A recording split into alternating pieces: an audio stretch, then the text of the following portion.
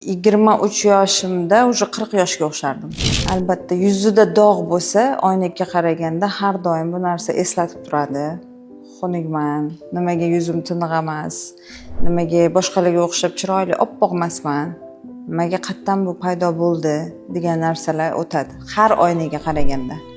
Menda birinchi homilador bo'lganimda dog' tushgan. O'sha paytda qanday paydo bo'lib qolganini bilmaganman, lekin stressga tushganman. Chiroyli yuzim nimaga dog' tushdi, qandoq qilib yo'qotaman bu narsani degan narsa. Yillar o'tgan sari o'sha parvarishni juda kuchli qilganman. O'zimga qarab yurganman. Shundan keyin dog'larim yo'qolib borgan. Vaqt o'tgandan keyin yo'qolganini his qilganman. Hozir men sizga mahsulotimni sotmoqchi emasman. Dog'ni yo'qotuvchi o'zi krem mahsulotlar ko'p. Topsa bo'ladi, boshqa do'konlarda ham. Faqat tarkibini yaxshilab e'tibor berib, dog'ga qarshi kremlarni, SPF'larni, albatta tozalovchi mahsulotlarni to'g'ri tanlab olinsa bo'ldi.